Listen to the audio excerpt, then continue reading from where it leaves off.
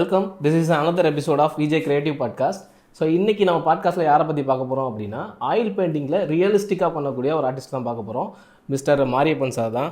Sir hi sir. வணக்கம். வணக்கம் sir. Podcast start பண்ணுறதுக்கு முன்னாடி உங்களை பற்றி கொஞ்சம் ஷேர் பண்ணுங்கள் சார். இப்போ முதல்ல விஜே கிரியேட்டிவ் ஆர்ட் அவருக்கு முதல்ல வணக்கம் சொல்லிக்கிறேங்க, அவங்க குரூப்புக்கும். அப்புறம் என்னென்னா, என்னுடைய பெயர் மாரியப்பன். நான் திருநெல்வேலி மாவட்டத்தில் முக்குடலுங்கிற கிராமத்தில் இருக்கேங்க. நான் வந்து கிட்டத்தட்ட ஒரு 30 வருஷமாக வந்து நான் ஆயில் பெயிண்டிங் தான் பண்ணிக்கிட்டு இருக்கேன், இந்த ஃபீல்டில் இருந்துகிட்டு இருக்கிறேன். சார், இந்த ஆர்ட் ஃபீல்டுக்குள்ளே வர்றதுக்கு ஏதாச்சும் ஒரு டேர்னிங் பாயிண்ட் இருக்கும், அப்படி இல்லைனா யாரையாச்சும் பார்த்து இன்ஸ்பயர் ஆகி உள்ளே வந்துருவோம். ஸோ அந்த மாதிரி உங்களுக்கு யாரும் இருக்காங்களா சார்? இருக்காங்க. அதாவது எப்படின்னா, சின்ன வயசில் வந்து எங்கள் அம்மா வந்து அப்போது அந்த காலத்தில் வந்து நான் மண் வீடு, எங்கள் வீடு வந்து முன்னால் பழைய இதில் மண் வீட்டில் வந்து எங்கள் அம்மா வந்து சுண்ணாம்புனால கோலம் போடுவாங்க. இந்த கோலத்தை பார்த்து சின்ன வயசில் ரொம்ப ரசிச்சுக்கிட்டே இருப்பேன். அதை வந்து நானும் பின்னாடி அதிலே கோலம் போடுறது வைக்கிறது இது மாதிரியாக ஆரம்பித்தது. அப்புறம் அந்த சார்கோலை வச்சு அப்படியே சுவர்லேயே ஆர்ட் பண்ணி அப்படியே இதை ஸ்டார்ட் பண்ணது. அதுலேருந்து தான் நான் எங்கள் அம்மாவுடைய கோலத்துலேருந்து தான் நான் வந்து இன்ஸ்பயர் ஆகி இந்த ஆர்ட் ஃபீல்டுக்குள்ளே வந்தேன். Super sir, super sir. இந்த ஆர்ட் ஃபீல்டில் ஒரு 30 இயர்ஸ் அவங்களுக்கு எக்ஸ்பீரியன்ஸ் இருக்குது. இந்த ஆர்ட் கெரியரில் நீங்கள் லேர்ன் பண்ண ஏதாச்சும் இம்பார்ட்டன்ட் லெசன் ஏதாச்சும் இருக்காது? இருக்குங்க. இப்போது லெசன் சொல்ல போனால், நிறைய இடங்களில் வந்து நான் இதை நம்ம ஒரு இடத்துல ஒரு ஆர்ட் பண்ணியிருக்கோம், இதை கொண்டு போய் நம்ம வந்து காட்டினோம்னா அவங்க வந்து என்ன சொல்லுவாங்கன்னா, இல்லைங்க இது மாதிரி வேண்டாம், எனக்கு அது மாதிரி வேணும், எனக்கு இந்த மாதிரி பெரிய ஓவியனுடைய காப்பி அந்த மாதிரி கொடுங்க அவங்க அப்படிம்பாங்க. அப்போது எனக்கு ஒன்று தோணுச்சு, என்னென்னா, எதுக்கு நம்ம அவங்களெல்லாம் நம்ம காப்பி நம்மளுடைய ஓன் ஒர்க்கவே நம்ம வந்து வெளியே கொண்டு வரணுங்காண்டி நிறைய நான் வந்து கஷ்டப்பட்டு இதை என்னுடைய ஓன் ஃபோட்டோகிராஃபி எடுத்து பெயிண்டிங் பண்ணிகிட்டு இருந்தேன். அதை வெளியில் கொண்டு வரதுக்கு ரொம்ப சிரமமாக தான் இருந்தது. ஃபஸ்ட்டில் நிறைய பேர் அதை வந்து பார்த்துட்டு, இல்லைங்க அது மாதிரி வேணும், நீங்கள் இது மாதிரி பண்ணியிருக்கலாமேன்னு பல ஐடியாவில் கொடுத்தாங்க. இருந்தாலும் நான் அதை வந்து கேர் பண்ணாமல் என்னுடைய இதை வந்து நான் நிலைநிறுத்தணும் அப்படிங்கிறதுக்காகவே அதையே ஃபாலோ பண்ணிக்கிட்டே இருந்தேன். மற்றவங்களோட இதை நான் வந்து பெருசாக எடுத்துக்காமல் பண்ணிகிட்டு இருந்தேன். Super sir, super sir. Art ஃபீல்டில் வந்து பார்த்தீங்கன்னா, அந்த ஆர்ட் வந்து சொசைட்டிக்கு ஏதாச்சும் இம்பேக்ட் க்ரியேட் பண்ணணும்னு நீங்கள் நம்புறீங்களா? ஸோ உங்களோட பெர்ஸ்பெக்டிவ் கொஞ்சம் ஷேர் பண்ணுங்கள் சார். ஆமாம், நிச்சயமாக. என்னென்னா, வாழ்க்கையை வந்து என்னென்னா ஒரு ஆர்ட்டு தான். காலையில் பார்த்தீங்கன்னா நம்ம வந்து கண்ணாடியை பார்க்குறோம், ஃபேஸ் வாஷ் பண்ண கண்ணாடியை பார்க்குறோம், அங்கே இருந்தே ஹேர் நம்ம சரி பண்ணுறோம், இது ஒரு ஆர்ட். ஓகே. அப்புறம் ஃபேஸ் வாஷ்லாம் பண்ணிவிட்டு சரி பண்ணிவிட்டு அப்படி ட்ரெஸ் பண்ணிவிட்டு மறுபடியும் கண்ணாடி முன்னாடி நிற்கிறோம், அதுவும் ஒரு ஆர்ட் தான். அதுக்கப்புறம் நல்லா சூஸ் பண்ணி ட்ரெஸ் சேஞ்ச் பண்ணுறோம், இதுவும் ஒரு ஆர்ட்டு தான். இது மாதிரி நம்ம வாழ்க்கையில் நிறைய ஆர்ட்டு இருக்குது. அதை யாருமே ரசிக்காமல் அவங்க ஒரு உடுத்தணும், போகணும், சாப்பிடணும், அந்த மாதிரி ஒரு வாழ்க்கையில் இருந்துக்கிட்டே இருக்காங்க. அது இல்லை. அது ஆர்ட்டுங்கிறது வந்து இந்த மாதிரி வாழ்வியலில் இருக்கிறப்ப இந்த ஓவியங்கிறது வந்து ரொம்ப முக்கியமான ஒரு இடம் வருது. அதை வந்து என்னென்னா, இந்த குழந்தைகளுக்கு சிறு வயசுலேருந்து அவங்க பேரண்ட்ஸுகள் வந்து சின்ன சின்ன வயசில் சும்மா கூடலாம் சுவரில் வரைஞ்சிட்டு இருப்பாங்க. அதை கொஞ்சம் பேரண்ட்ஸ்லாம் கவனித்து அந்த ஓவிய ஆசிரியர்களை நேரடியாக சந்தித்து அவங்களுக்கான இந்த பயிற்சியை கொடுக்க முயற்சி பண்ணாங்க அப்படின்னா, அந்த குழந்தைகளுடைய செயல் வந்து ரொம்ப நிதானமாக இருக்கும்.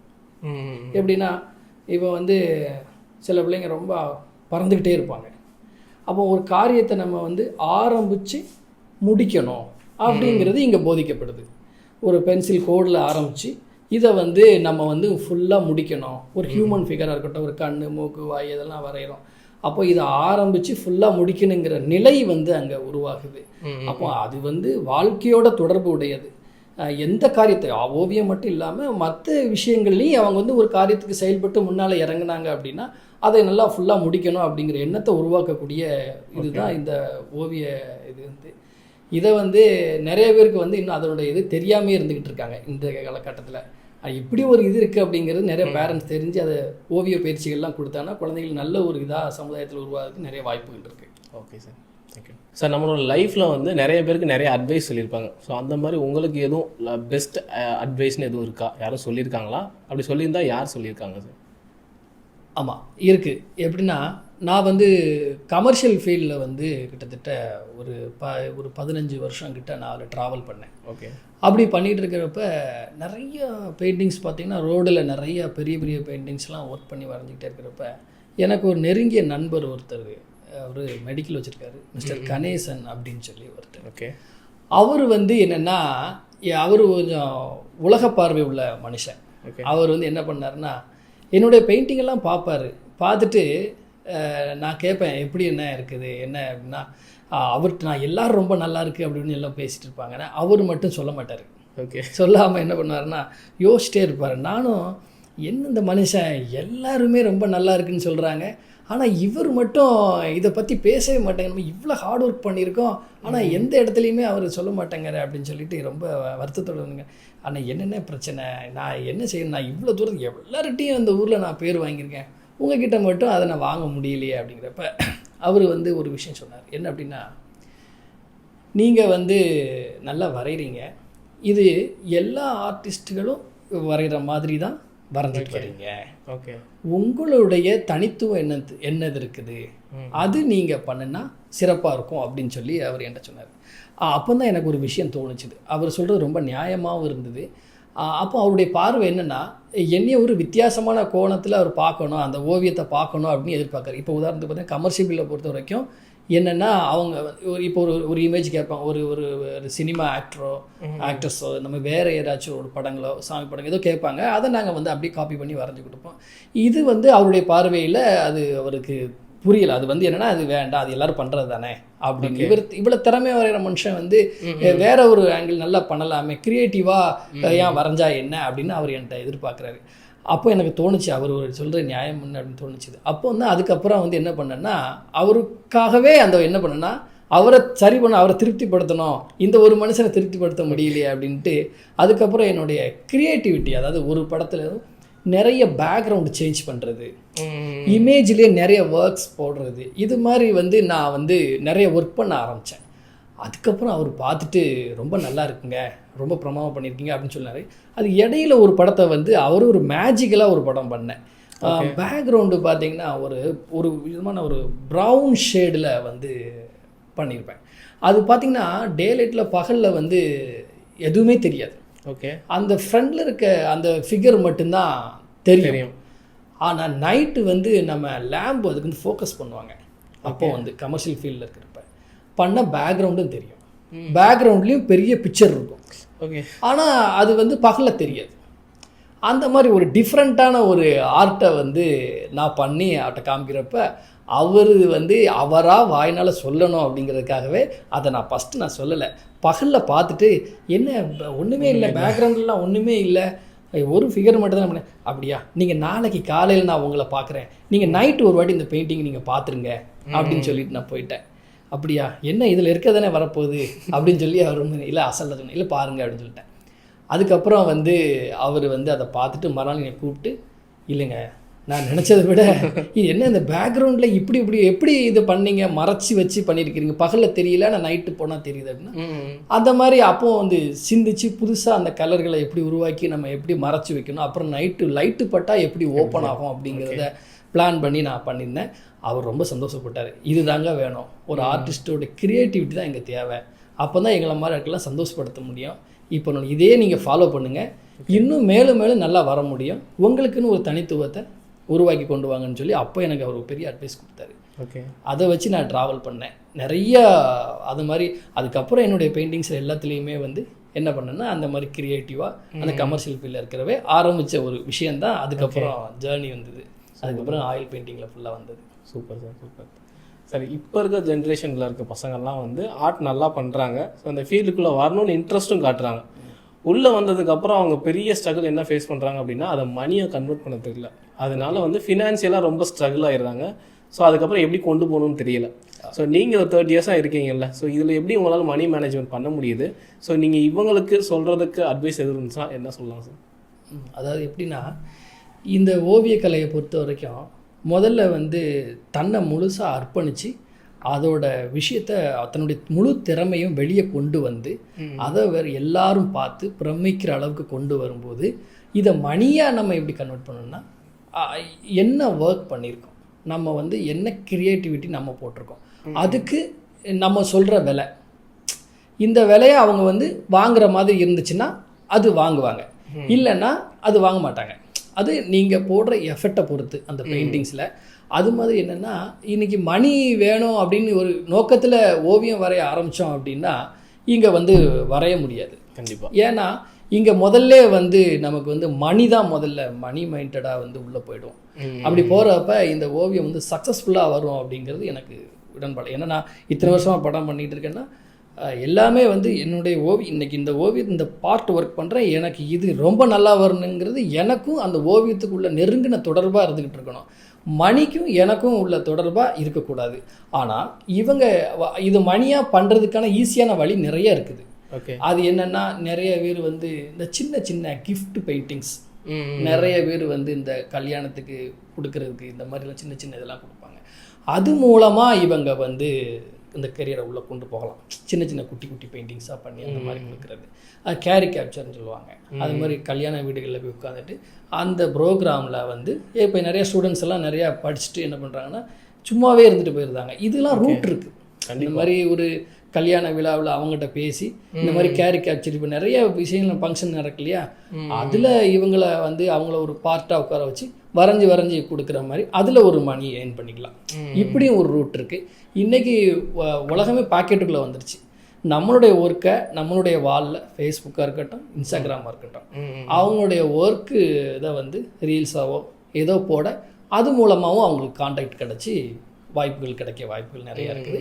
இது தெரியாமல் இவங்க என்ன பண்ணியிருந்தாங்கன்னா வரைஞ்சி முடிச்சுட்டு இதெல்லாம் ஓவிய கண்காட்சி மட்டும் வச்சா தான் இது விற்குமா அப்படின்னு அவங்க நினச்சிட்டு இருக்காங்க. ஆனால் அது அந்த மாதிரி காலகட்டம் இருந்துச்சுது ஒரு நேரத்தில். ஏன்னா நிறைய இப்போ நான் ஆரம்ப காலத்தில் வந்து என்னென்னா எங்கள் ஊரில் இந்த ஊரில் கிராமத்தில் இருந்துக்கிட்டு நான் சென்னைக்கு தேடி ஒவ்வொரு கேலரியாக போய் என்னை வந்து இது பண்ணுவேன். என்னுடைய பெயிண்டிங்ஸ்லாம் ரெஃபரன்ஸ் காமிச்சு இது பண்ணுவேன். அப்போது வந்து அவங்க வந்து நீங்கள் இந்த மாதிரி ஹால் எடுக்கணும், இதுக்கு வந்து இவ்வளோ பேமெண்ட் கட்டணும், இதுக்கு வந்து அட்வர்டைஸ்மெண்ட்டுக்கு இவ்வளோ செலவாகும், டோட்டலாக ஒரு பெரிய அமௌண்ட் அவங்க சொல்கிறாங்க. அப்படி சொல்கிறப்ப என்ன ஆகுன்னா எனக்கு அது முடியுமா அப்படின்னா அந்த காலகட்டத்தில் முடியாத சுச்சுவேஷன். அப்போ என்னைய முதல்ல வெளியே தெரியாது யாருக்கும், அவங்க ப்ரொமோட் பண்ணால் தான் உண்டு. அப்போ அது வந்து வாய்ப்பு இல்லை. இப்போ வந்து அப்படி இல்லை. இன்றைக்கி வந்து ஃபேஸ்புக் இருக்குது, இன்ஸ்டாகிராம் இருக்குது, ஏகப்பட்ட வாய்ப்புகள் இருக்குது. உடனே வெளியில் வர முடியும், பணம் பண்ண முடியும். இதை வச்சு அதை இன்ட்ரெஸ்ட் பண்ணலாம். நிறைய ஓவியம் எவ்வளோ தெரியுமோ தெரிஞ்சதை வந்து பிறருக்கு ஆன்லைன் மூலமாக சொல்லி கொடுக்கறது மூலமாக பணம் சம்பாதிக்கலாம். அது இல்லாமல் பெயிண்டிங் கிஃப்ட்டு அந்த மாதிரி பண்ணலாம். ஓவிய கண்காட்சியிலையும் இடம்பெற செய்யலாம். கண்டிப்பாக ஆர்ட் ஒர்க்கை டெவலப் பண்ணாலே எல்லாமே தன்னால் ஆட்டோமேட்டிக்காக வந்துடும். கண்டிப்பாக. கரெக்ட். Okay sir. எல்லாரும் கெரியர் லைஃப்லையும் பார்த்தீங்கன்னா அப்ஸ் அண்ட் டவுன்ஸ்ன்னு இருக்கும். ஸோ உங்கள் கெரியர் லைஃப்பில் வந்து பார்த்தீங்கன்னா நீங்கள் மீட் பண்ண பெரிய சக்ஸஸ் எதுவும் இருக்கா, இல்லை கிரேட் டவுன்ஃபால் எதுவும் நீங்கள் ஃபேஸ் பண்ணியிருக்கீங்கன்னா அதை கொஞ்சம் ஷேர் பண்ணுங்கள் சார்.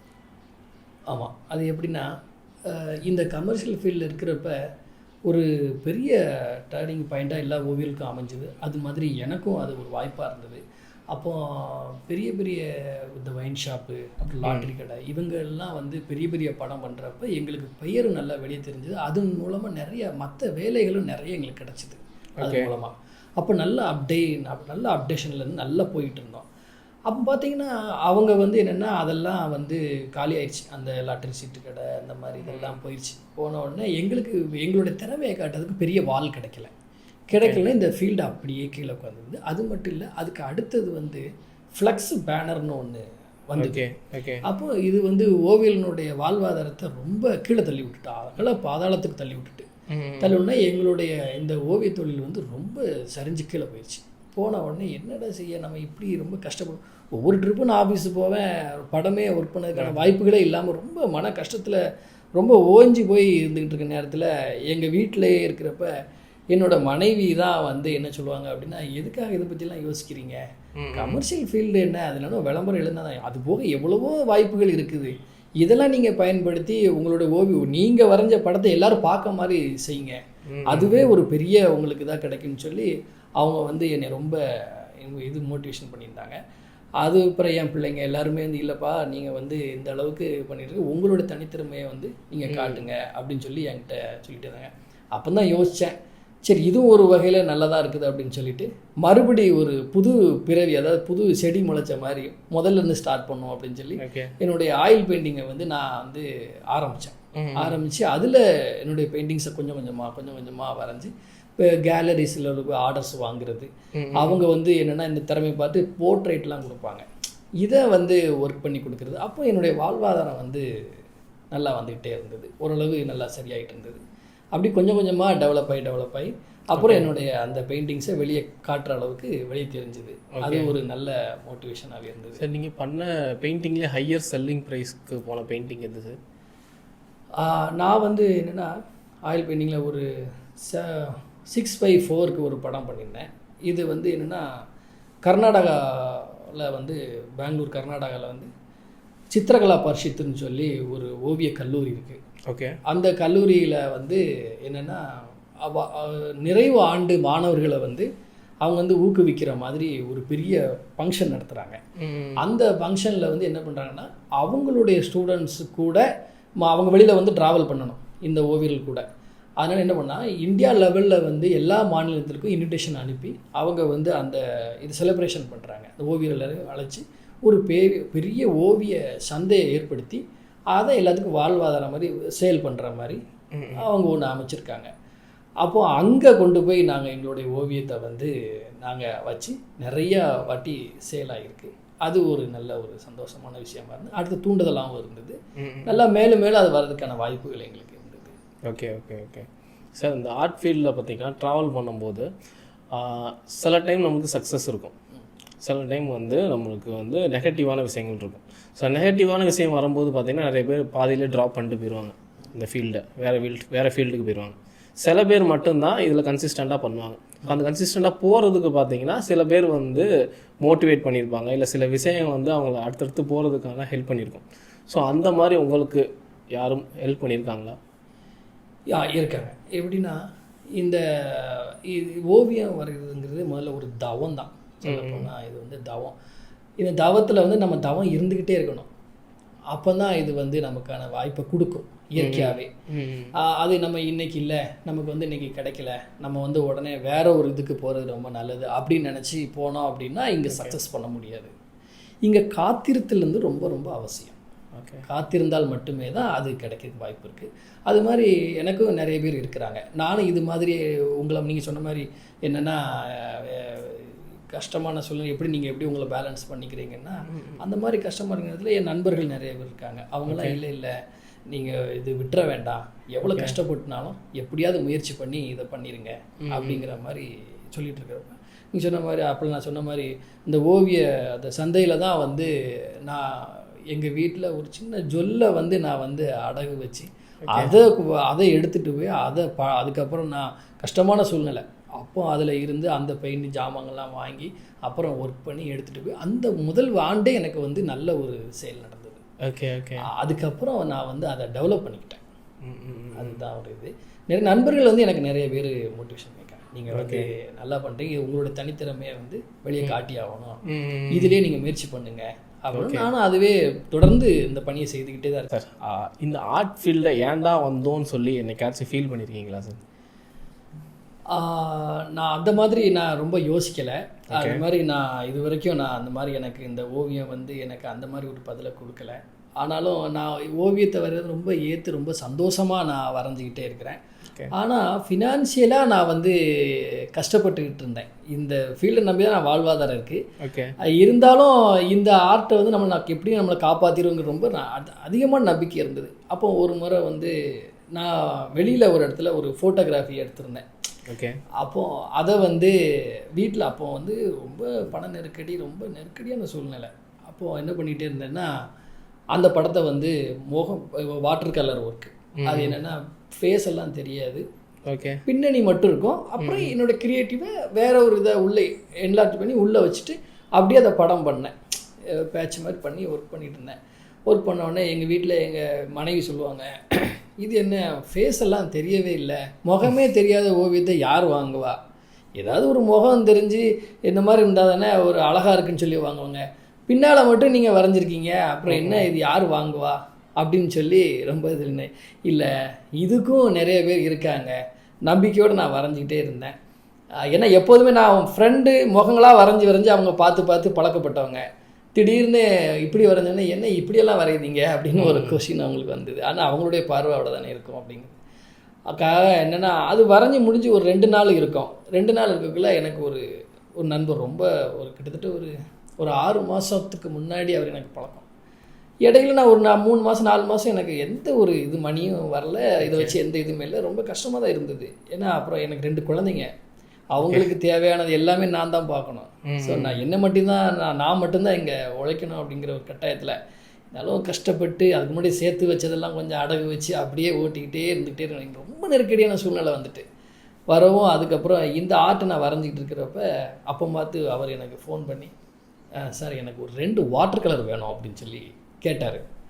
கேட்டோடனே ரொம்ப சந்தோஷமாக போச்சு. வச்சுருக்கேன் சார், 2 படம் இருக்குது, எடுத்துகிட்டு வரேன் அப்படின்னேன். அதில் சரி நாளைக்கு எடுத்துகிட்டு வந்துருங்கண்ணே, நான் ஃபினிஷ் பண்ணி வச்சுருக்கேன். அப்போது எங்கள் மனைவி சொன்னாங்க, ஏற்கனவே நீங்கள் 2 படம் வச்சுருக்கீங்களா, அதெல்லாம் கொண்டு போயிருங்க அப்படின்னா. இல்லை அது ஏற்கனவே பழைய படமாக போச்சு, இப்போ நம்ம ரீசெண்டாக பண்ண படத்தை அவர்கிட்ட காட்டுவோம் அப்படின்னு சொல்லி நான் 2 படத்தையும் எடுத்துகிட்டு போனேன். அப்போ அவர் வாட்ஸ்அப்லலாம் அனுப்புங்கண்ணே, இல்லை நீங்கள் நேர்லேயே பாருங்கள், எனக்கு கேமரா சரி கிடையாது, அதனால் நீங்கள் வந்து நேர்லேயே பார்த்து அந்த படத்தை அப்போ தான் அவர் ரசிக்க முடியும். அவர் அப்போ தான் ஒரு பெரிய வீடு கட்டியிருந்தார், ஆனால் அது கொஞ்சம் ட்ரெடிஷ்னலான வீடு. அப்போது இந்த ஆர்ட் அதுக்கு ரிலேட்டடாக நல்லா இருந்தது. அப்போ இந்த 2 ஆர்ட்டையும் கொண்டு போய் காமிச்சோம். அவர் ஐயோ இந்த 2 பெயிண்டிங் எனக்கு கொடுத்துருங்க, ரொம்ப நல்லா இருக்குது, நான் இந்த சப்ஜெக்ட் தான் எதிர்பார்த்தேன் அப்படின்னு சொல்லி ரொம்ப சந்தோஷமாக ஆனது. அன்னைக்கு வந்து ஒரு படம் 15,000 ரூபாய், 2 படம் 30,000 ரூபாய் கொடுத்து என்கிட்ட அவர் வாங்கினார். ஓகே. அப்புறம் நான் வாங்கிட்டு வீட்டுக்கு வந்து எங்கள் மனைவிட்ட சொல்கிறேன், நேற்று வரைக்கும் கையில் காசு இல்லை, ஆனால் இன்னைக்கு பாரு நீ என்ன சொன்ன, முகமே தெரியாத ஒரு ஓவியத்தை வரைஞ்சிருங்க, ஆனால் இதையும் வாங்குறதுக்கு ஆள் இருக்காங்க அப்படிங்கிறது ஒரு சம்பவம். இன்னொன்று என்னென்னா, இதே மாதிரி பெங்களூர் சித்திரகலா பரிஷத்தில் வந்து ஓவிய கண்காட்சிக்கு பெயிண்டிங்ஸ்லாம் எடுத்துகிட்டு போகிறோம். அப்போது நிறைய பெயிண்டிங்ஸ் வந்து நான் டிஸ்பிளே பண்ணிட்டேன். எங்கள் வீட்டில் நான் வந்து சும்மா ஸ்டூடெண்ட்ஸ் சொல்லி கொடுத்தது, சும்மா அதெல்லாம் மாதிரி கலர் பண்ணுறதுலாம் ஒரு சீனரி மாதிரி ஒரு படம் பண்ணியிருந்தேன். அது வந்து சும்மா அங்கே கிடக்கும், தூக்கி இங்கே கிடக்கும், அப்படி இப்படிமா கிடக்கும். அதை வந்து நான் ஒரு இதாக எடுத்துக்கல, சும்மா அட்டையோட போர்டில் கேன்வாஸ் போர்டு இருக்கு இல்லையா, அதில் பண்ணது, அது அப்படி இப்படி கிடக்கும். அப்போது ஏதோ ஒன்று சைடில் மடங்காமல் இருக்குங்க, அதையும் தூக்கி உள்ளே வச்சு எங்கள் வீட்டில் எங்கள் மனைவி இதையும் கொண்டு போங்க, சும்மா அடைச்சி கொண்டு போயிருங்க அப்படின்னு சொல்லி அடைச்சி வச்சு எடுத்துகிட்டு போயிட்டோம். போய் எல்லாம் டிஸ்பிளேலாம் பண்ணியாச்சு. அப்புறம் இந்த படம் இது போர்டு இல்லை, கேன்வாஸ் போர்டு இல்லையா, தூக்கி ஒரு ஓரமாக வச்சுருந்தேன். ரொம்ப ஆச்சரியங்க, நான் அதுதான் ரொம்ப ஆச்சரியமாக இருந்தது. எப்படின்னா, ஒரு லேடி வந்தாங்க, வந்து பார்த்துட்டு அவ்வளோ நிறைய படம் பண்ணியிருக்கிறேன், அதெல்லாம் அவங்களுக்கு பார்க்கறது தோணலை. சார் அந்த பெயிண்டிங்ஸ் எவ்வளோ சார், நான் கீழே வச்சுருந்தேன் ஒரு ஓரமாக, அதை தெரியவே நான் தூக்கி ஓரமாக வச்சுருந்துல மறைச்சி வைப்போன்னு வச்சுருந்தேன். எனக்கு வந்து அந்த பெயிண்டிங் கொடுங்க சார். என்னங்க இது இல்லைங்க, அது கொடுக்குறது இல்லை சார், எனக்கு அந்த படம் தான் வேணும். ஏன்னா அந்த படம் ரொம்ப அடி வாங்கியிருக்குது, அங்கே போட்டு இங்கே போட்டு எனக்கு ஸ்க்ராட்ச் ஆகிலாம் இருக்கும். அப்படி ஐயோ இந்த படத்தை கொடுக்கவா, இதுக்கு எப்படி, நான் அதுக்கு மைண்டே இல்லை, விலையை சொல்லதுக்கான மைண்டே இல்லை. அதில் சரி அவங்க ரொம்ப விரும்பி கேட்காங்கன்னு ஒரு சின்ன விலையை சொல்லி கொடுத்துட்டேன். அது எனக்கு நடந்த ஆச்சரியமான ஒரு விஷயம். அது இல்லாமல் அதே சித்திர சந்தையில் வந்து முதல் ஆண்டு வந்து ஒரு யானையினுடைய பணத்தை வந்து நான் வரைஞ்சிருந்தேன். அதை வந்து ரொம்ப ஒருத்தர் விரும்பி கேட்டுக்கிட்டே இருந்தார். அப்போது நான் நியாயமான ஒரு விலையவோ கரெக்டாக தான் குறைவாக தான் சொல்லுவேன். சொல்கிறப்ப அவர் ஒரு 500 ரூபா டிஃப்ரெண்ட்டில் வந்து அவர் வந்து என்கிட்ட வாங்க மாட்டேன் அப்படின்னு சொல்லிட்டு போயிட்டார். சரியா, நானும் கொடுக்குறதா இல்லை. ஓகே, ஆமாம் கொடுக்குறதா இல்லை. அவர் மார்னிங் வந்து கேட்டு போவார், திரும்ப வந்து மத்தியானம் ஒரு வாட்டி வந்து கேட்பார், மறுபடியும் சாயங்காலமும் ஒரு ட்ரிப், ஏன்னா அப்போமாவது கொடுத்துட்டு போயிட மாட்டாரா அப்படின்னு சொல்லி வந்து கேட்பார். நான் கொடுக்குறதாவே இல்லை. பிறகு கடைசி நேரத்தில் எல்லாம் எடுத்து கட்டியெல்லாம் வச்ச பிறகு வந்து, இல்லை சார் நான் அந்த ரேட்டை கொடுத்துருந்தேன், எனக்கு கொடுத்துருங்க அப்படின்னு சொல்ல, இல்லைங்க நான் எடுத்து கட்டி வச்சுட்டேன், இனிமேல் வந்து நான் எடுக்க முடியாது, அதனால் நான் அடுத்த ஆண்டு வருவேன், அப்போ என்கிட்ட இருந்துச்சுன்னா நீங்கள் வாங்கிடுங்க. இல்லை எனக்கு கொடுத்துருங்க. இல்லை எனக்கு காசு வேண்டாங்க, நான் எனக்கு நீங்கள் அந்த நேரத்தில் நீங்கள் என்கிட்ட வாங்கணும், இதுக்காக நான் எடுக்க மாட்டேன், முடிஞ்சு போச்சு அப்படின்னு சொல்லிட்டு நான் எடுத்து கிளம்பிக்கிட்டு இருக்கேன். வந்து கேட்குறாரு, நான் எடுத்தாலும் எனக்கு ட்ரெயின் போயிடும், அப்புறம் நான் அந்த இதுக்காக நின்றுட்டு இருக்க முடியாது அப்படின்ட்டு நான் கொடுக்காம வந்தேன். அது பாருங்கள், அதை விட கூடுதல் 2000 ரூபாய்க்கு வந்து எங்கள் ஊர்லேயே வந்து ஒரு பெரும் பணக்காரர் வந்து வாங்கிட்டு போயிட்டார். அது ரொம்ப ஆச்சரியமாக இருந்தது எனக்கு. வந்து பரவாயில்லையே, இங்கே கூட இப்படி பர்ச்சேஸ் பண்ணதுக்கு ஆள் இருக்காங்களான்னு சொல்லி ரொம்ப சந்தோஷப்பட்டேன். அது ஒரு நிகழ்வு.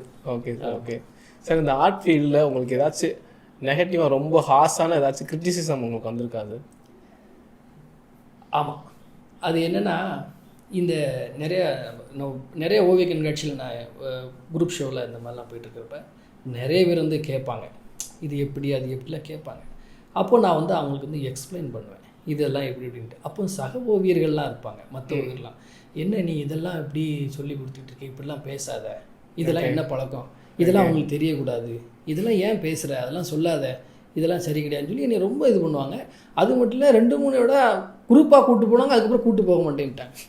ஏன்னா இவன் எல்லாமே சொல்லிடுதான் அப்படின்னு சொல்லி அடுத்து நான் ரேட்டு கொஞ்சம் கம்மியாக வச்சு இது பண்ணேன்னா விவரம் எடுத்து ஒருத்தவங்க கேட்குறாங்கன்னா அவங்களுக்கு பதில் சொன்னேன் இல்லையா, தெரியாமல் தானே அவங்க கேட்குறாங்க. அந்த ஆர்ட் நாலேஜ் லைட்டாக இருக்கும், அதை இம்ப்ரூவ் பண்ணிக்கிட்டதுக்கும் கேட்கலாம், இல்லைன்னா அவங்க சாதாரண ஆட்களாகவும் இருக்கலாம் இல்லையா.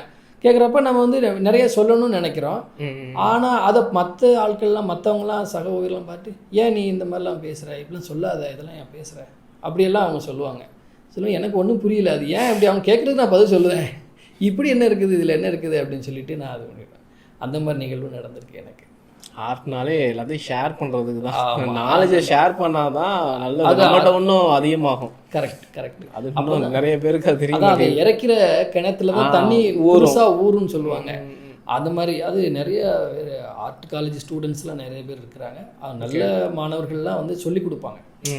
ஆனால் நீங்கள் வந்து இது மாதிரி பண்ணலாம், இது மாதிரி கூட பண்ணலாம்னு சொல்கிறவங்களும் இருக்காங்க, வாயே துறக்காத ஆட்களும் இருக்காங்க. ஏன்னா நாங்கள் வெளியிலேருந்து கமர்ஷியல்லேருந்து உள்ளே வந்தவங்க. அப்போ எங்களை வந்து அவங்க பார்க்குறப்ப வந்து என்ன இது, இவங்களெல்லாம் நம்ம அதுக்கு படிச்சிருக்கோம், இவங்கெல்லாம் வந்து படம் சேல் பண்ணுறாங்க வைக்கிறாங்க அப்படிங்கிற ஒரு எண்ணம் அவங்களுக்குள்ள இருந்துக்கிட்டே தான் இருக்குது. ஆனால் இது ஓவியங்கிறது ஒரு பொதுமொழி தான். இது வந்து இதுக்கு வந்து வரமுறையெல்லாம் கிடையாது. யார் வேணாலும் பல முறை வரைஞ்சா வரப்போகுது, அதுதான் அதில் முக்கியம். அதை அவங்க புரிஞ்சுக்கலாம். என்கிட்ட சர்டிஃபிகேட் இருக்குது, நான் வந்து படிச்சிருக்கிறேன் அப்படிங்கிற அந்த ஒரு விஷயம் அவங்களுக்குள்ளே இருந்துக்கிட்டு தான் இருக்குது.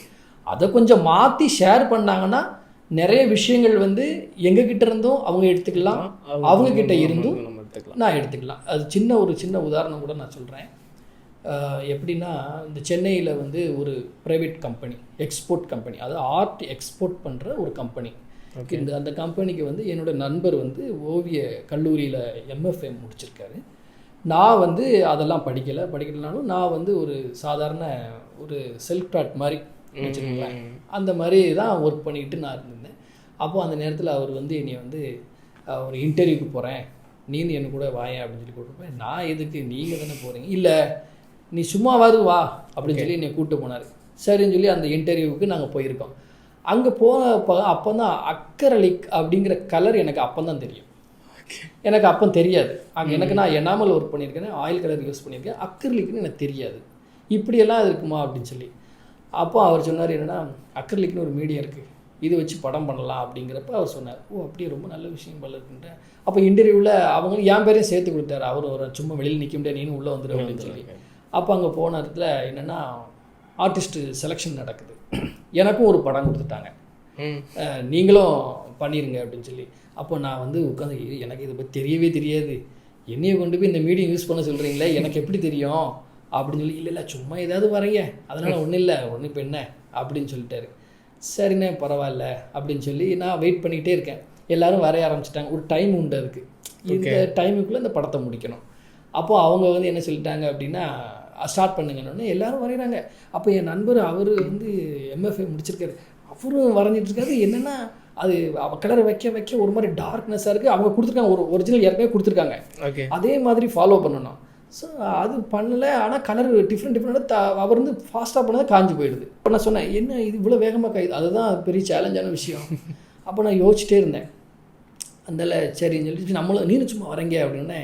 அப்போ வந்து நான் வந்து அதை வந்து என்ன பண்ணேன், அந்த கேன்வாஸை முதல்ல ஈரப்படுத்தி அதுக்கப்புறம் நான் கலர் வச்சேன். அந்த ஒரிஜினல் மாதிரியே நான் பண்ணிட்டேன். இங்கே என்ன நடந்துச்சு அப்படின்னா, அந்த இன்டர்வியூவில் என்னையே செலக்ட் பண்ணிட்டாங்க. அதுதான் எனக்கு பெரிய வேடிக்கையான விஷயம். இங்கே பாருங்கள், கடைசியில் அவர் வந்து என்ன இது, நான் இவ்வளோ தூரம் முடிச்சிருக்கேன், MFA முடிச்சிருக்கேன், என்னைய நீங்கள் வந்து இது பண்ணலை, இவர் இது இங்கே திறமை தான் தேவை. கண்டிப்பாக அது நடந்திருக்கு எனக்கு. சார் இந்த ஆர்ட் ஃபீல்டில் உங்களுக்கு எம்பாரசிங்கான மொமெண்ட் ஏதாச்சும் இருக்கா சார்? இது விஷயமாக நடந்திருக்குது. எப்படின்னு கேட்டிங்கன்னா, நான் வந்து சின்ன வயசில் வந்து இந்த ஆர்ட்டு நான் வரைஞ்சிட்டு ஸ்கூல்லேயும் படிச்சுட்டு இருக்கப்ப அப்போ வந்து நிறையா வரைஞ்சிக்கிட்டே இருப்பேன். வரைஞ்சிக்கிட்டே இருக்கிறப்ப பக்கத்தில் நிறைய பேர் சொல்லுவாங்க, என்ன இதெல்லாம் நீ வரைஞ்சி நீ எப்படி வாழ்க்கையில் முன்னுக்கு வர முடியும், இதெல்லாம் ஒரு பெரிய விஷயமா எடுத்துக்கிட்டு இருக்கி, நல்லா படித்து வேறு ஏதாவதுக்கு போக வேண்டியதானே, அப்படி இப்படிலாம் சொல்லுவாங்க. அப்படி சின்ன பையனாக இருப்பேன். அப்போ அதெல்லாம் நான் மீறி இதெல்லாம் புறந்தள்ளிடுவேன். அதெல்லாம் யாருன்னா சொல்லிட்டு போட்டோம், நம்ம எப்படியாவது முயற்சி பண்ணி வரணும் அப்படிங்கிறதுக்காண்டி ரொம்ப முயற்சி பண்ணிட்டுருப்பேன்.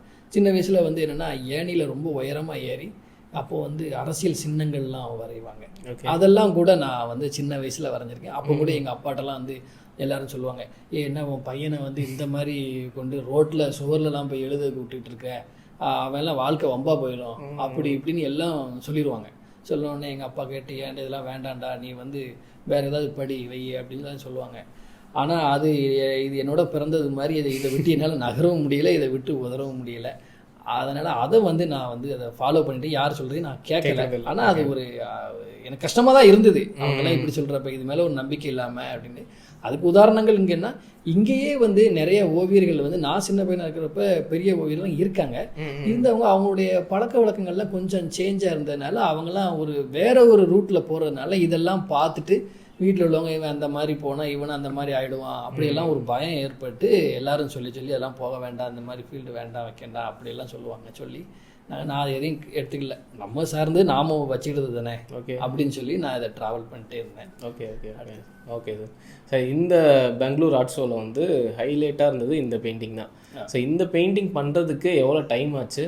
ஸோ இது பண்ணும்போது உங்களோட மைண்ட் செட் எப்படி இருந்துச்சு சார்? கரெக்ட். இந்த படம் பார்த்தீங்கன்னா நான் வந்து ஒவ்வொரு ஆண்டும் வந்து அந்த காலேஜ் விஷயமா போயிட்டு வர்றப்ப ஏதாவது பிரம்மாண்டமான ஒரு படம் பண்ணணும், பிரம்மாண்டமாக பண்ணணும். ஏன்னா எத்தனை வருஷமாக நிறைய சேல் பண்ணிட்டே இருக்கோம். பிரம்மாண்டமாக படம் பண்ணணும் அப்படின்னு சொல்லி எனக்குள்ளே ஓடிக்கிட்டே இருந்தது. அப்போது இந்த படத்தை எடுத்து வீட்டில் ஆரம்பித்து பல தடங்கல்கள், அதாவது அப்படி இப்படி தடங்கள் கிடையாது. படம் ஆரம்பித்து கொஞ்சம் தான் ஸ்கெட்ச் போட்டு வச்சுருப்பேன், அதில் ஏதாவது ஒரு வேலையாயிரும். அதில் அங்கே போனது அதில் ஒரு 10 நாள் அப்புறம் ஒன்றும் பண்ண முடியாது. அப்புறம் பார்த்திங்கன்னா எனக்கு பணம் வேணுமே, அப்புறம் ஒருத்தர் கூப்பிடுவார், இதில் அவருக்கு போய் சின்ன சின்ன ஒர்க்கு பண்ணி கொடுக்க வேண்டியது, அதில் அங்கே போய் அதை முடிக்க வேண்டியது, அப்புறம் திரும்ப வர வேண்டியது, அப்புறம் கொஞ்சம் கொஞ்சமாக வரைய வேண்டியது. இப்படியா வந்து ரொம்ப சிரமத்துக்கு மத்தியில் கொஞ்சம் கொஞ்சமாக ஸ்டார்ட் பண்ணால். நான் பெரிய சப்ஜெக்ட் இந்த ஆயில் பெயிண்டிங் வந்து, ஏன்னா உங்களுக்கு தெரியல, ரொம்ப காய வச்சு வெயிட் பண்ணி வரணும்.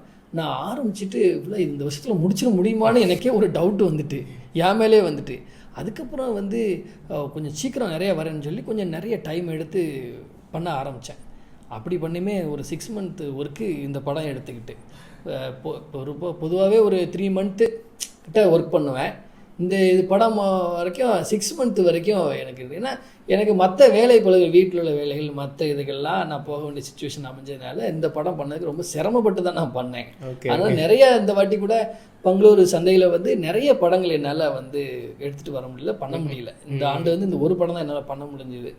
நெக்ஸ்ட் இயர் நிறைய பண்ணணும்னு ஒரு பிளான் வச்சுருக்கேன். பார்க்கலாம், அது எல்லாம் இறைவனுடைய இது. சார் எப்படி சார் டைம் மேனேஜ் பண்ணுறீங்க? அது ரொம்ப முக்கியமான ஒரு கொஸ்டின். பாருங்கள், எங்கள் வீட்டை பொறுத்த வரைக்கும் எங்கள் வீட்டில் வந்து என்னுடைய மனைவியாக இருக்கட்டும், என்னுடைய பையனாக இருக்கட்டும், என் பொண்ணாக இருக்கட்டும், யாருமே வந்து இதை பற்றி வந்து என்னென்னா நீங்கள் சீக்கிரம் பண்ணுங்கள், ஏன் இப்படி பண்ணுங்க அப்படிங்க எது வரைக்கும் என்னை சொன்னதே கிடையாது. என்னென்னா நான் வந்து வேலை இல்லாமல் நான் சும்மா ஒரு 10 நாள் தூங்கிக்கிட்டே இருப்பேன்னா அப்படி இப்படி தூக்கம் இல்லை, பயங்கர தூக்கம் வந்து காலையில் சாப்பிடுவேன், தூங்குவேன், மத்தியானம் சாப்பிடுவேன், தூங்குவேன், நல்லா தூங்கிட்டே இருப்பேன். என்னோட மனைவி வந்து ஒரு நாளாக நீங்கள் ஏன் வேலைக்கு போகலை, நீங்கள் இப்படி படுத்திட்டு இருந்தீங்கன்னா அப்புறம் எப்படி, அப்படி ஒரு நாள் அவங்க சொன்னதே கிடையாது. ஏன்னா ஒரு நாள் சொன்னேன்னா அந்த வாட்டர் கலர் சமாச்சாரம், இவர் எப்படினாலும் வந்து நம்பிக்கை என்னைக்குனாலும் ஜெயிச்சிருவார் அப்படிங்கிற நம்பிக்கை அவங்களுக்கு என் மேலே ரொம்ப ஜாஸ்தியாகவே இருந்தது.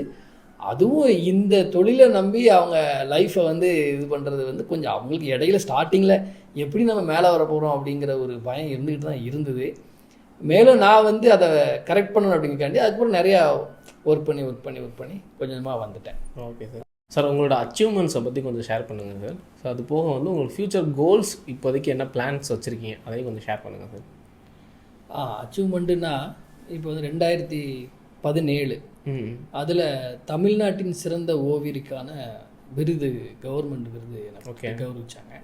அதுக்கு பிறகு இப்போ 2024 கலைச்சுடர்மணி விருது அப்படின்னு சொல்லி கலை பண்பாட்டுத்துறையிலேருந்து அது ஒரு விருது கொடுத்தாங்க. இது 2 விருது. இது இல்லாமல் வெளியில் நிறையா கிறிஸ்டி கிளப்பு இந்த மாதிரி கிளப்பில் நிறையா போய் இது பண்ணுறாங்க, அவங்க அந்த மாதிரி அவங்களும் நிறையா இதுகள் கொடுத்துருக்காங்க.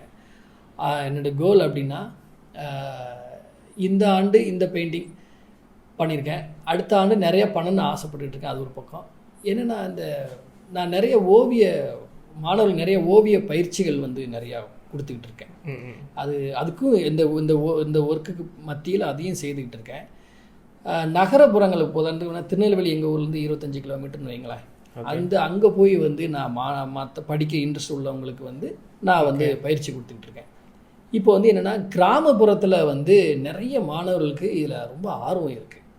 ஆனால் அவங்களுக்கான ஆப்பர்ச்சுனிட்டியே இல்லாமல் இருந்துகிட்டு இருக்கு. ஓகே, அதனால் நான் என்ன பண்ணேன் அப்படின்னா, எங்கள் ஊர்லேயே முக்கூடல்லையே வந்து என்ன பண்ணேன்னா எங்கள் வீட்டில் வச்சு கிளாஸஸ் பண்ணிகிட்ருக்கேன். அதாவது மே மாதம் லீவில் வந்து ஓவிய பயிற்சி இங்கே உள்ள குழந்தைங்களுக்கு எல்லாத்துக்குமே கிராமப்புறத்தில் கொடுக்கணும் அப்படிங்கிற இந்த வாய்ப்பு கிடைக்கணும் அப்படிங்கிறது அதையும் நான் செய்துக்கிட்டு இருக்கேங்க. உங்களோட குருவை பற்றி கொஞ்சம் ஷேர் பண்ணுங்கள் சார்.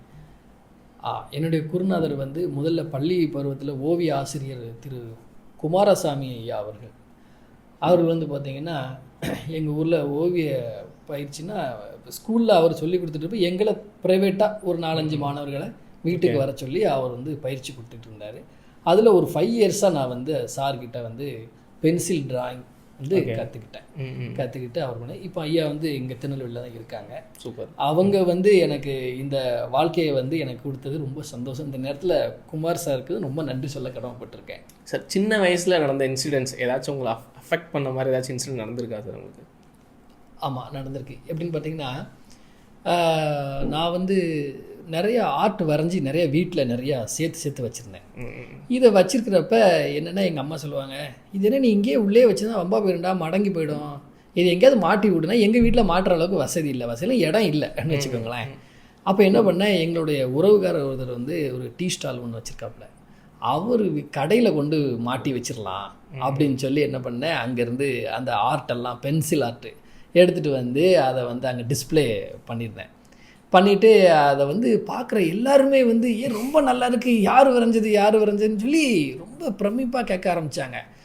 அப்போது நான் தான் சொல்கிறப்ப பரவாயில்ல, இவன் ரொம்ப நல்ல திறமையாக வருங்காலத்தில் ஒரு பெரிய ஓவியராக வருவான் அப்படின்னு சொல்லி அப்போவுமே எல்லாரும் சொல்லிகிட்டே இருப்பாங்க. அந்த டைமில் என்ன வயசு சார்? எனக்கு ஒரு 13 வயசு இருக்கும். ஓகே, 13 வயசுலேயே பெரிய முழு ஷார்ட்டில் ஃபேஸ் மட்டுமே அவ்வளோ பெருசாகவே வரைவேன். அப்போது அதை பார்த்துட்டு ரொம்ப நல்லா இருக்குது, வருங்காலத்தில் ஒரு பெரிய ஓவியராக வருவான். அப்போ தான் எனக்கு ஓவியர்னால் யாருன்னே தெரியும். ஓவியர்னா யார் அப்படின்லாம் யோசிப்பேன். வரைய தெரியும்னா ஓவியர்னால் வரைய தெரிஞ்சவங்களா. அதுக்கு முன்னக்கூட்டி எங்கள் ஊர்லேயே ஒரு பெரிய ஒரு வயசானவர், அவர் வந்து நிறைய கோயிலெல்லாம் படம் வரைவார். அவருடைய ஆர்ட்டு வந்து வரைகிறப்ப நான் சின்ன பிள்ளையில் போய் நான் பார்த்துக்கிட்டு இருப்பேன். அவர் வந்து அவர் வரைய ரொம்ப நல்லாயிருக்கும், சாமி படங்களாக வரைவார். அதெல்லாம் நான் பார்த்து வளர்ந்துட்டு வந்தவன் தான். அப்படி வரைஞ்சி வைக்கிறப்ப இங்கேயே லோக்கல்லே நிறைய கோஷ்டிகள்லாம் இருப்பாங்கள்ல, அடுத்தது ஆள் வளர்ந்து வந்துடக்கூடாது. அப்போ வந்து கமர்ஷியல் ஃபீல்டு உள்ள காலகட்டம், அந்த ஃபீல்டு இருக்கவங்க எல்லாருமே வந்து அது ஒருமையாக தான் செயல்படுவாங்க.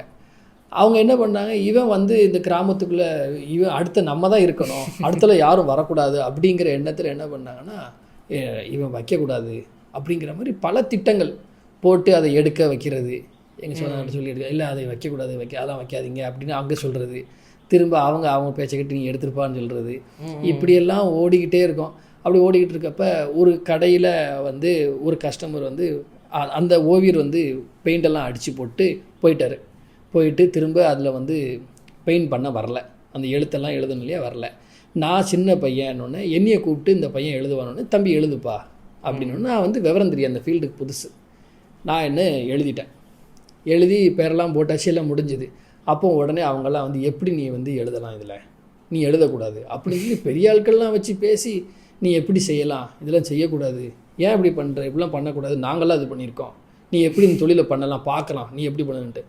அப்போ எங்கள் அப்பா ஒன்று சொல்லுவாங்க, சரிப்பா நீ இவ்வளோ சொல்கிற, என் பையனையும் நான் ஆர்ட் நல்லா படம் வரையுதுன்னு தெரியும், அவங்க வரையலாம் மாட்டாங்க, வெறும் எழுத்து மட்டும் தான் எழுதிட்டு இருப்பாங்க. லெட்டரிங் ஆர்டிஸ்ட் அவங்க வந்து ஃபுல்லாக.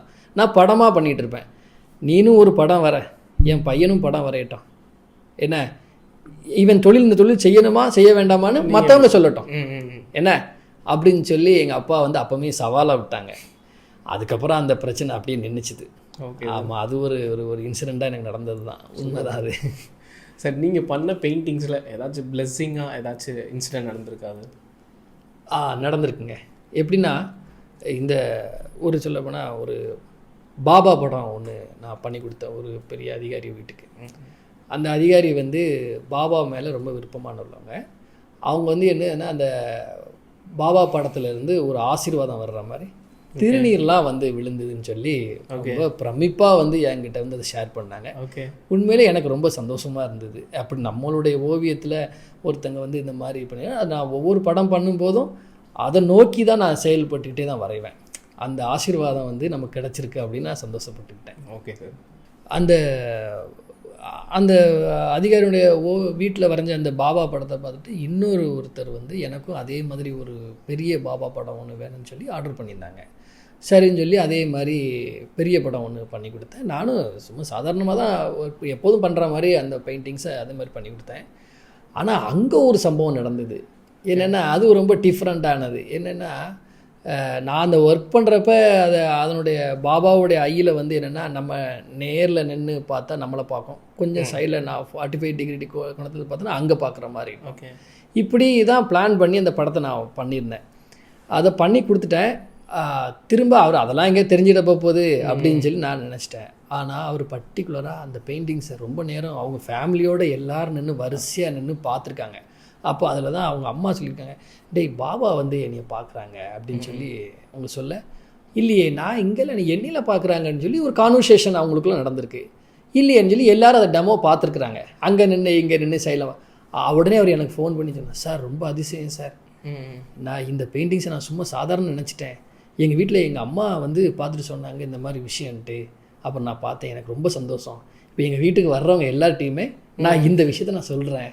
ஓகே, ரொம்ப சந்தோஷம் சார், எனக்கு வித்தியாசமாகவும் இருந்தது, ரொம்ப நல்லா பண்ணிருக்கீங்க, ரொம்ப ஹாப்பி சார் அப்படின்னு சொல்லி என்கிட்ட அதை ஷேர் பண்ணிட்டு இருந்தார். Okay okay, super sir. Sir நீங்கள் பண்ணுற பெயிண்டிங்ஸ் எல்லாமே பார்த்தீங்கன்னா ஒரு ட்ரெடிஷ்னல் பேஸ்லேயே இருக்குது. ஸோ இந்த டைப் ஆஃப் ஸ்டைலை எப்படி சார் செலக்ட் பண்ணீங்க? அது எப்படின்னு கேட்டிங்கன்னா, இப்போது நம்ம தமிழ் மரபு வழின்னு ஒன்று இருக்குது. நம்ம தமிழ் மரபு வழியில் உள்ள படங்களாக வரையணும்னு எனக்கு ரொம்ப ஆசை. அது நம்ம தமிழ் பெண்களாக இருந்தால் ரொம்ப நல்லாயிருக்கும். அதோட வாழ்வியலோட தொடர்பு உடையதாக இருக்கும். இப்போ பார்த்திங்கன்னா இந்த பாவாடை சட்டை, இந்த தாவணி, இந்த மாதிரி சேலைங்க, இது மாதிரி விஷயங்கள்லாம் இன்றைக்கி சமுதாயத்தில் வந்து பார்த்திங்கன்னா இந்த உடைகளும் சரி எல்லாமே மாற்றங்கள் ஏற்பட்டுக்கிட்டே இருக்குது. இதை வந்து பதிவு பண்ணக்கூடியது நம்மளுடைய கடமை. அப்படிங்கிறதுனால இந்த தமிழ் பெண்களை வந்து ஓவியமாக வரைஞ்சி பதிவு பண்ணுங்கிறது என்னோடய ஆசை.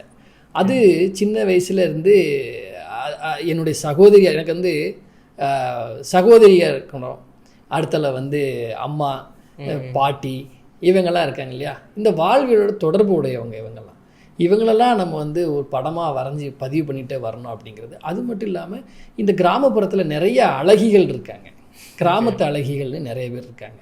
இவங்களையும் நம்ம வந்து ஓவியத்தில் பதிவு பண்ணி வைக்கணும் அப்படின்னு ஒரு ஆசை. ஓகே, அதனால் இந்த மாதிரி படத்தை நான் வரைஞ்சிக்கிட்டு இருக்கிறேன். ஓகே சார், இதில் எப்படி சார் பிக்சர்ஸ் செலக்ட் பண்ணுறீங்க, தென் வந்து எப்படி கம்போஸ் பண்ணுறீங்க சார் உங்கள் பெயிண்டிங் சார்?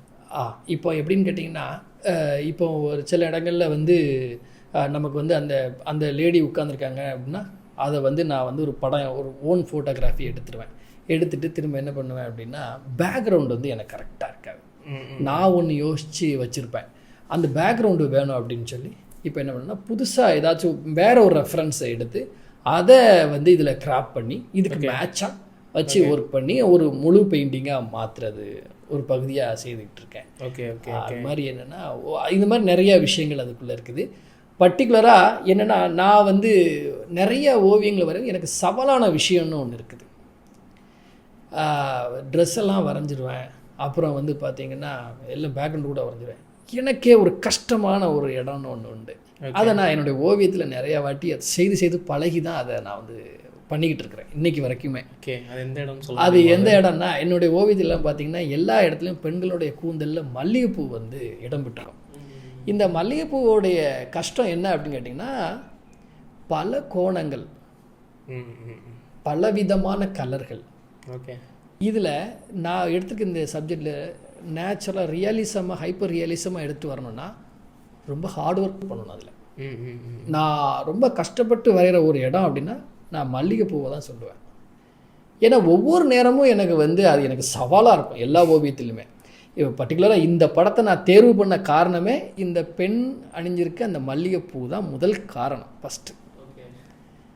ஏன்னா எனக்கு மற்றதெல்லாம் எனக்கு தெரியுது, நான் பண்ணிடலாம் அப்படிங்கிற நம்பிக்கை இருக்குது. ஆனால் இந்த மல்லிகைப்பூ மட்டும் எனக்கு வந்து பண்ணுறது ஒரு பெரிய சிரமமான விஷயமா இருந்துக்கிட்டு இருந்தது. ஏன்னா நான் என்னுடைய மற்றதெல்லாம் நல்லா அழகாக இருக்கும், அந்த மல்லிகைப்பூ மட்டும் கரெக்டாக மேட்ச் ஆகாது.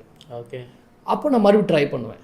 அப்படி ட்ரை பண்ணி எல்லா ஓவியங்களையும் பார்த்தீங்கன்னா இந்த பெண்கள் மதில் கூந்தலில் கண்டிப்பாக மல்லிகைப்பூ வந்து இடம் பெற்றிருக்கேன்.